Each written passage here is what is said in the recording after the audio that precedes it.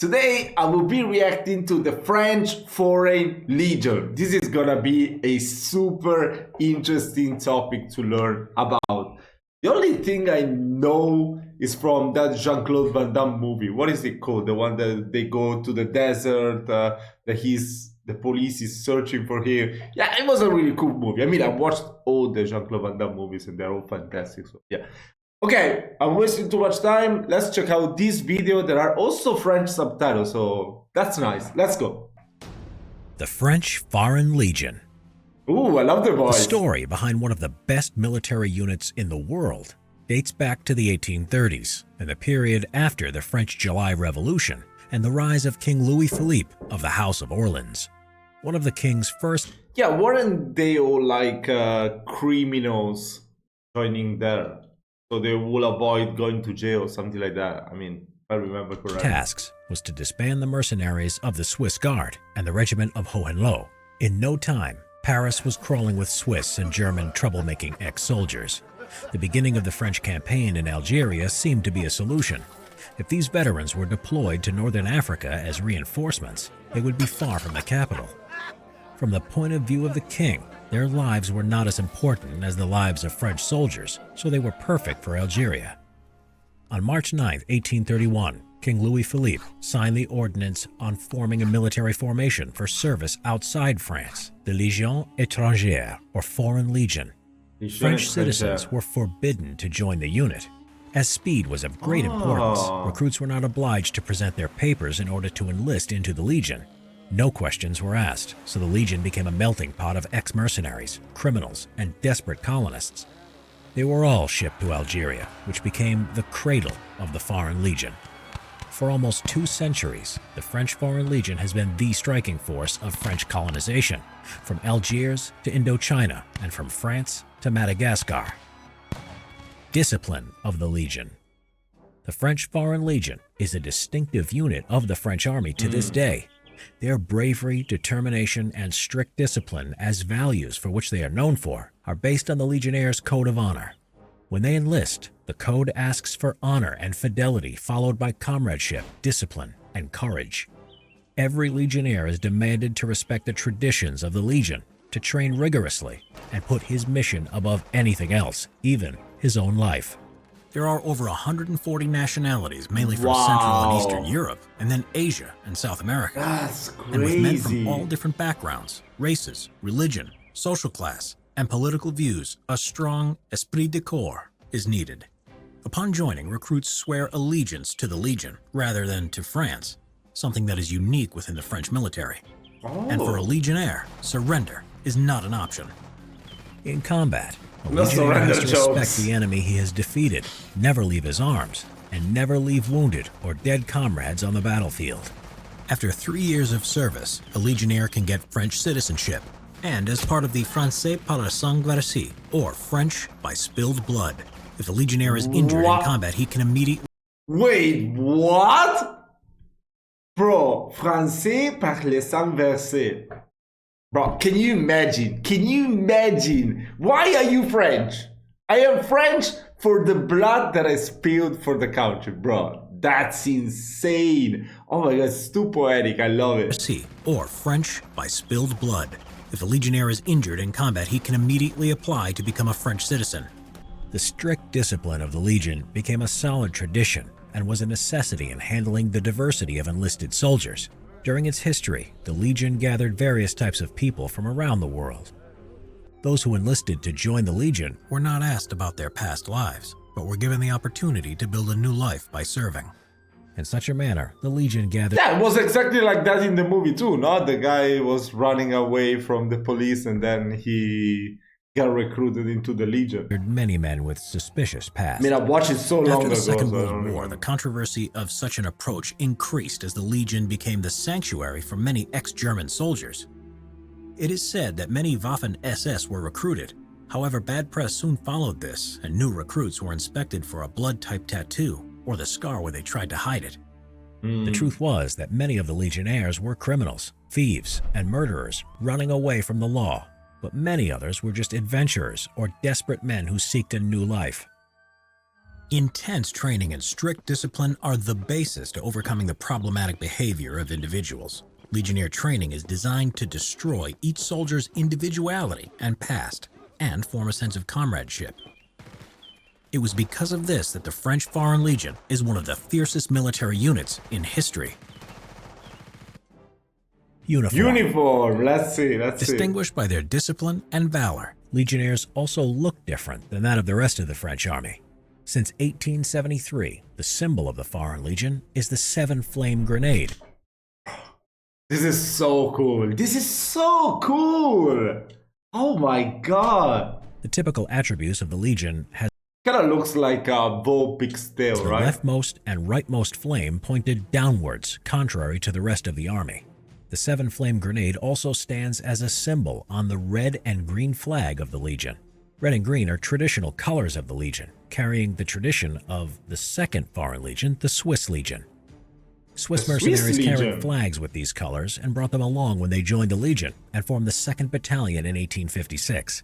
Along with the Swiss, the Legion adopted their colors as well. With several distinctive details, the uniform of the Legion is representative of their history and tradition. The oldest element of the Legion uniforms were the buttons, which were defined by the Royal Ordinance from 1831.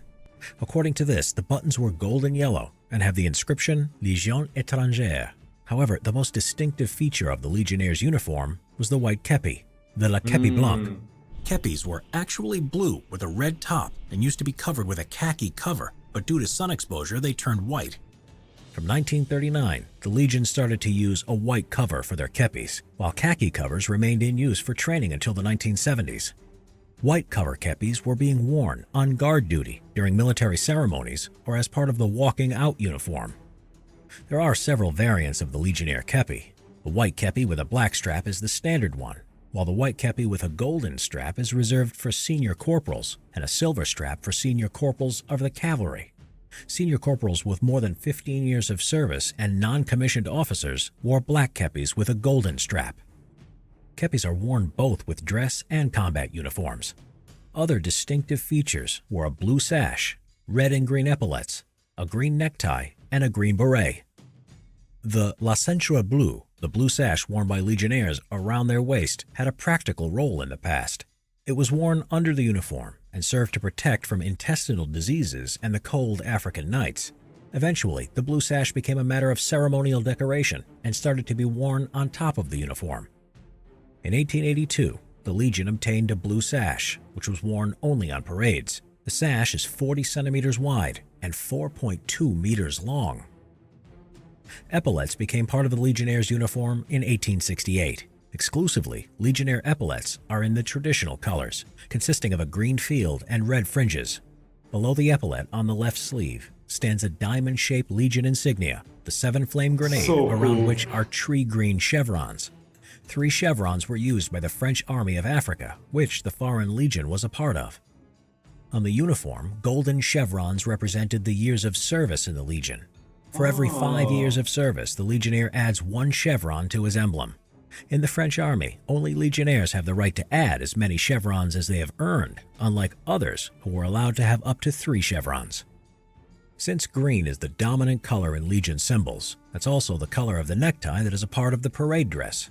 Since the Foreign Legion is an exclusive Bro, I really want to see a French Legion parade next. unit of the French Army, they are the only unit of the army that wears green neckties. Another headdress is the green beret. Le Beret Vert has more modern origins as it first appeared among Legion paratroopers during the Indochina War. In 1959, it became a standard part of the uniform for all Legionnaires. The beret is worn bent to the left, with a 7 Flames grenade badge on the right. Even though green berets are reserved for the Legion, French naval commandos wear it as well, but with the badge on the opposite side. Another recognizable element of the Legionnaire uniform is connected to the sapper unit of the Legion. In addition to the standard uniform, Legion pionniers, or sappers, are obliged to have large beards and wear model 1848 buffalo leather aprons and polished axes on their shoulders. Oh. Finally, one last distinctive feature of the Legionnaire's uniform are black boots with white shoelaces, which are part of the parade dress. Combat history of the Legion. Okay. During the many years of the Legion's service to France, there have been many wars and operations in which it has proved its bravery and commitment to its code of honor. Through the 19th and 20th centuries, Legionnaires fought in Africa, Asia, Central America, Europe, and in both world wars. However, it was the Battle of Cameroon during the Mexican campaign from 1863 to 1867 that demonstrated the valor of the Foreign Legion. During the campaign on April 30th, 1863, the 3rd Company of the 1st Battalion made a reconnaissance mission from their base at Chiquihuite to the town of Palo Verde. Near the small abandoned village of Cameroon, the company was attacked by the cavalry of Mexican rebels. The Legionnaires retreated to a nearby farm where they fortified their position. Company commander Captain Jean d'Anjou, along with 2 other officers and 62 Legionnaires, refused to surrender to the unit of 600 Mexican cavalrymen. The number of Mexicans soon raised to 2,000 as 3 battalions came to reinforce the cavalry. Even then, the Legionnaires refused to surrender and decided to fight to the end. The battle lasted from 9 a.m. to 6 p.m. Wow. The majority of the company was killed, including crazy. Captain d'Anjou. The last 5 Legionnaires fought until they spent their ammunition. At that point, they fixed their bayonets and charged at the enemy. What? The Mexicans killed 1 Legionnaire and wounded another officer. Seeing their courage, Mexican Colonel Cambas, of French origin, ordered a ceasefire. He led the remaining 3 Legionnaires, allowing them to carry their weapons and equipment to his commanding officer. When the commanding officer saw them, he shouted, "These are not men, they are devils." Captain Jean d'Anjou became a symbol of Legionnaire bravery. In 1853, d'Anjou lost his hand in Algeria, and instead wore a wooden hand. After his death at Cameroon, his hand was brought to France. Every year, Captain Jean d'Anjou's hand, as the greatest relic of the Legion, is paraded on April 30th, the most important holiday for Legionnaires, the Cameroon Day. Bro, I'm getting goosebumps with this. Wow. That was incredible. What an amazing video. What an amazing Subscribe video. and click the notification bell for more history. Yeah, definitely go and check out this channel, Simple History. They have lots of great videos like this one. There will be a link in the description anyways. Wow, that was super cool. Okay, I really enjoyed this video. Very simple, I mean, as the title of the channel would say, and straight to the point. Next, I want to definitely check out some parade by the French Legion. And maybe some of those videos when someone attempts to join the Legion. Or, you know, how tough is it gonna be to join it? Because as the guy said in the video, back in the days, it was pretty easy. You know, just needed... just wanted to have a better life, so you can just join. But I guess nowadays it won't be that easy. You definitely have to go through some trials, some physical trials for sure. So yeah, it's gonna be pretty tough, I'm sure. So thank you so much for watching this video. Let me know your thoughts in the comment section. If you have more information to share with me, I will definitely be reading all the comments. So yeah, thank you so much for your support. I will see you in the next video.